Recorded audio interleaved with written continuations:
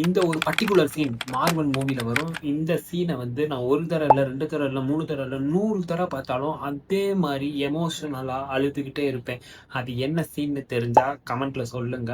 இன்னைக்கு நம்ம 100 days 100 emotional movie சேலஞ்ச்ல என்ன படம் பார்க்க போறோம்னு பார்த்தீங்கன்னா, அமேசிங் ஸ்பைடர்-மேன் 2.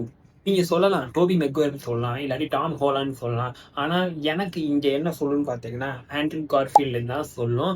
ஏன்னா அந்த மாதிரி ஒரு ஸ்பைடர்மேன் ரிலேட்டபிலிட்டி வந்து வேற ஸ்பைடர்மேன்ட்ட எனக்கு கிடைக்கல. நீங்க டோபி மெக்வயர் எடுத்துக்கிட்டீங்கன்னா, அவர் வந்து பவர் கிடைச்சோன்னா கொஞ்சம் ஓவர் பவர் ஆகி வேற லெவல்ல ஆயிடுவாரு. பட் ஆண்ட்ரூ கார்ஃபீல்டு எடுத்துக்கிட்டீங்கன்னா, அவர் ஸ்டில் இன்ஃபீரியாரிட்டி காம்ப்ளெக்ஸ்ல தான் இருப்பாரு. நம்மளுக்கு இந்த பவர் கிடைச்சது கரெக்டா தப்பா அப்படின்னு அந்த மைண்ட் செட்ல இருப்பாரு. அது வந்து ரொம்ப ரொம்ப ரிலேட்டபிளா இருக்கும்.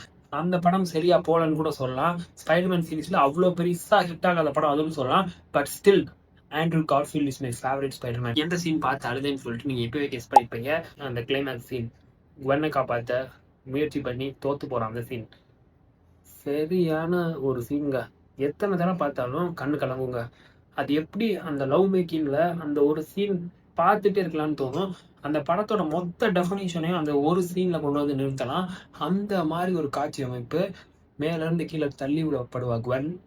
இவன் வந்து காப்பாற்ற முடியாம போக அவனுக்கு எவ்வளோ கில்ட்டா ஃபீல் ஆகும். அவன்கிட்ட இருக்க சூப்பர் பவருக்கு அவன் உலகத்துல என்ன நினைச்சாலும் செய்யலாம். பட் அவனோட கேர்ள் ஃப்ரெண்டை காப்பாற்ற முடியல அப்படிங்கிற அந்த விஷயம் அவன் மண்டைக்குள்ள ஓடிக்கிட்டே இருக்கப்ப அவன் எவ்வளோ ஹார்ட் ப்ரோக்கனா ஃபீல் பண்ணுவான், எவ்வளோ இன்ஃபீரியரா ஃபீல் பண்ணுவான்.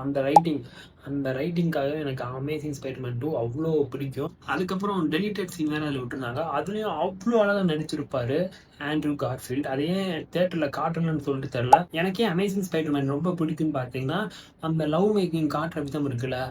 டோபி மெக்வயரா இருக்கட்டும், அதாவது வந்த ஸ்பைடர்மேன் இருக்கட்டும், இல்லாட்டி இப்போ இருக்க டாம் ஹாலண்ட் நடிச்ச ஸ்பைடர்மேன் இருக்கட்டும், அதுல வந்து லவ் வந்து அவ்வளோ இன்டிமேட்டா காட்டப்பட்டிருக்காது.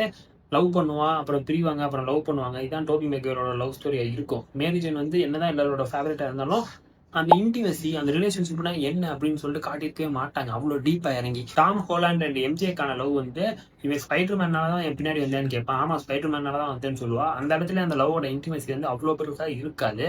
பட் அமேசிங் ஸ்பைடர்மேன் எடுத்துக்கிட்டீங்கன்னா, குவென் வந்து பீட்டர் பார்க்கருக்காக என்ன வேணாலும் செய்வா.